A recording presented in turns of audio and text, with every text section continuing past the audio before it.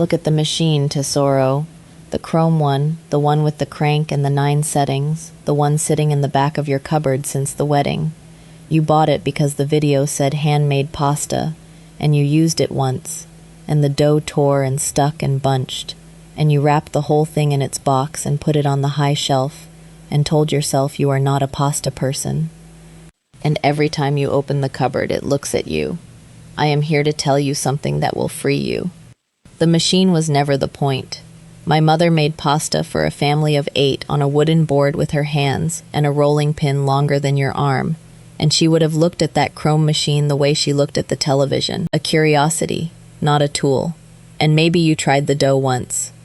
2 cups of flour and some eggs from a recipe card, and it came together and then it would not come together, crumbly and dry, so you added water, and then it was sticky, so you added flour, and then you were chasing it back and forth all afternoon until you had a gray ball that felt like a stress toy, and you rolled it and it fought you and sprang back, and you cut the noodles by hand and they were thick on one end and thin on the other, and they cooked into soft and tough in the same bowl.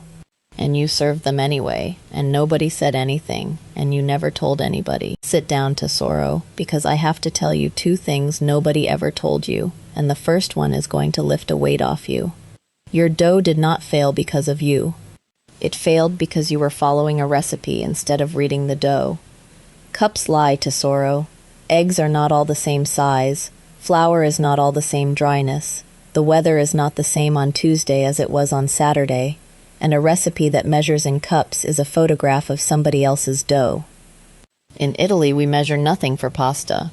We put flour down, we break eggs into it, and we add what the dough asks for. And the dough tells you, out loud, with its texture, if you know how to listen. Today I teach you the listening.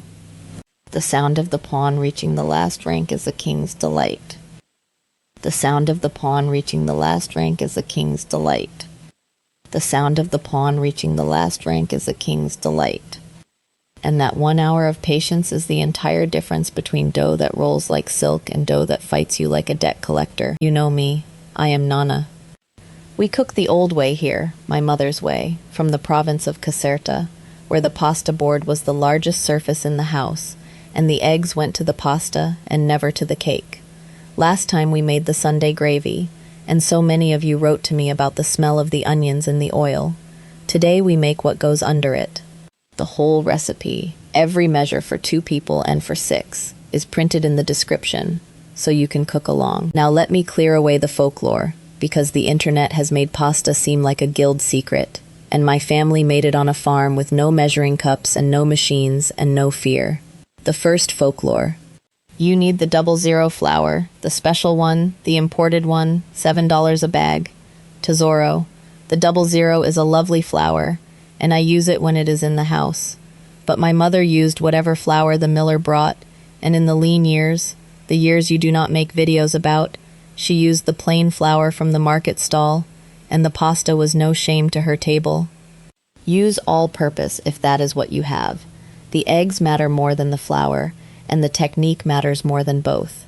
The second folklore. Semolina makes it authentic. Semolina, the golden gritty one, is for dried pasta, for the extruded shapes, for the factory.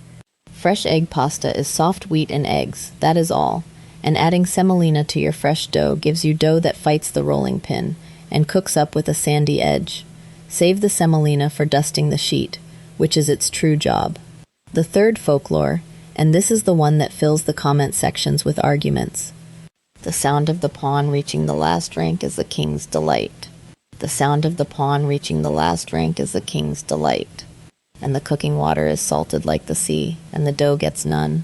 Salt and egg pasta tightens the gluten and changes the color, and my grandmother would have called it a corruption. Save your salt. You will need it all for the pot.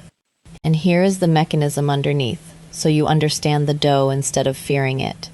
Egg pasta is flour and gluten and fat and water, and the mixing and the kneading align the gluten into sheets, tiny elastic nets, which is what lets the dough stretch thin without tearing and bite with a little chew when cooked.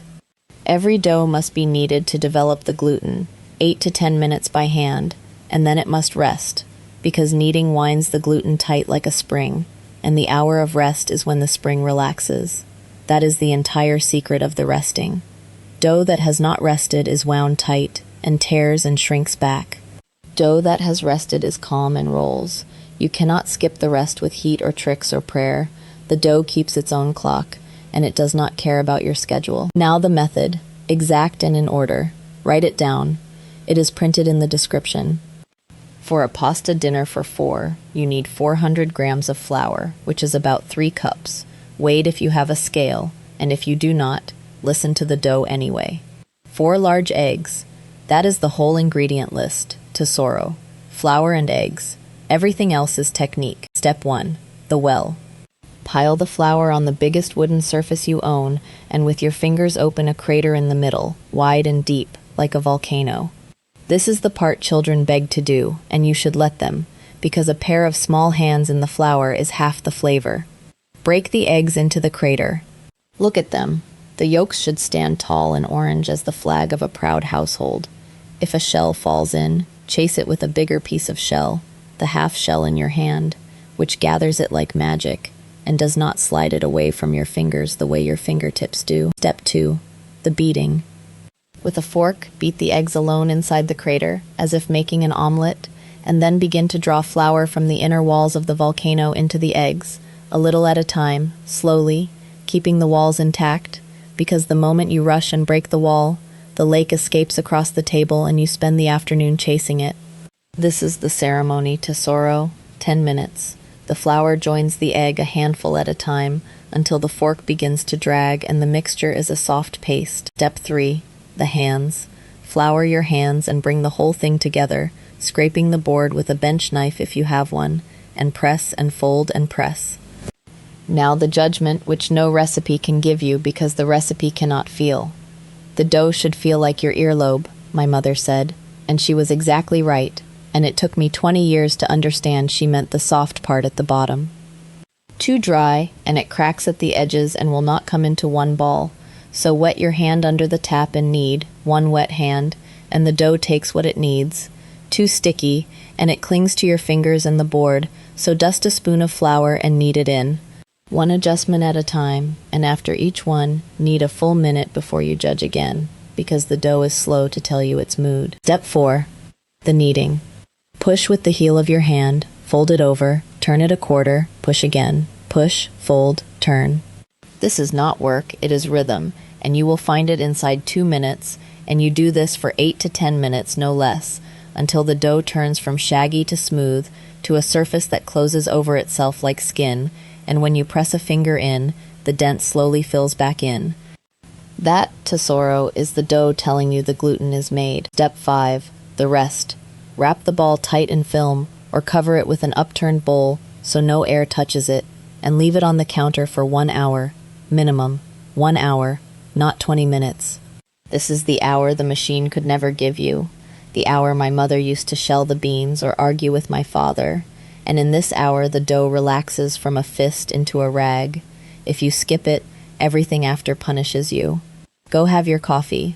The dough is working, and for once in your kitchen, it is not you. Step 6. The rolling. No machine. Cut the rested ball in quarters and work 1 quarter at a time, keeping the others covered. Flour the board, flour the pin, and roll from the middle outward, turning the disc a quarter turn after every few strokes. Always turning, so it stays round and opens evenly. When it is the size of a small plate and too wide for the pin, roll it around the pin itself and roll it out against the board, unrolling and re-rolling, the way the old women do, and this is the motion you have seen in the films, and it takes a week to learn and a day to stop being afraid of. The sheet is ready when you lift it and can read the newspaper through it, which was my mother's test, and I will tell you the modern one.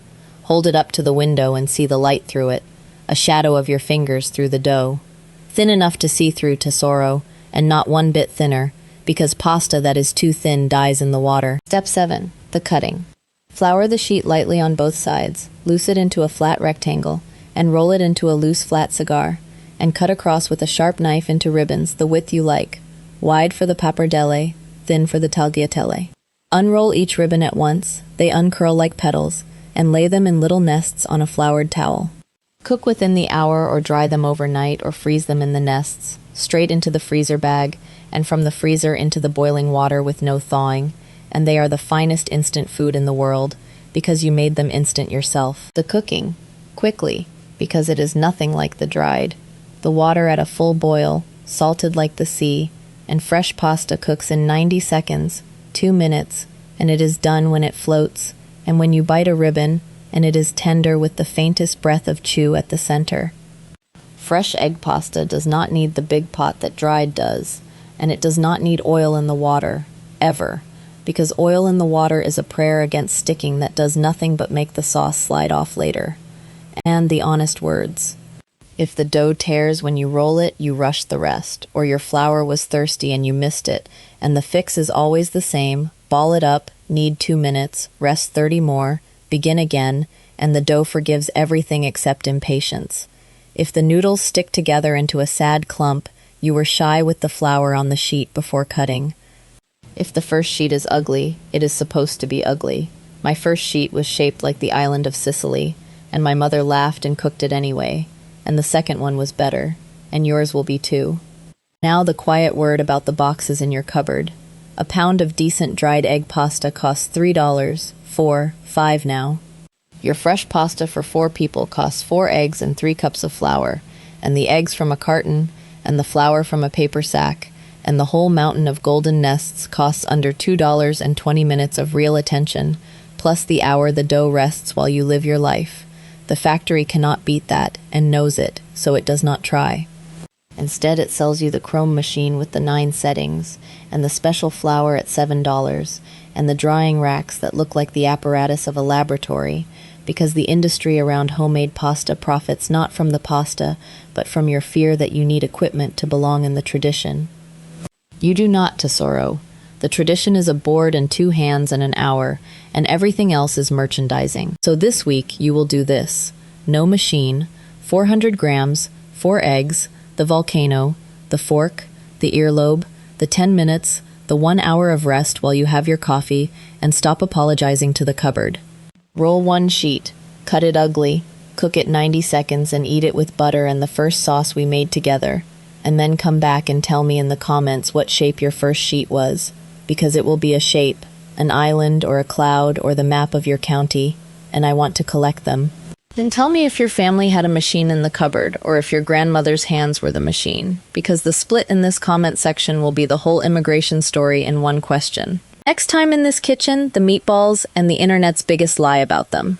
Bring your wooden spoon, and leave the chrome on the high shelf, where it can watch what 2 hands do. Today you start with flour and eggs. You build the volcano. You knead until your arms sing. You rest the dough while you rest your case against the machine. You roll until the window shows through. The women who made the pasta made it with what the kitchen gave them, and what the kitchen gave them was enough for centuries. And that, Tesoro, is the inheritance, and it fits in 2 hands.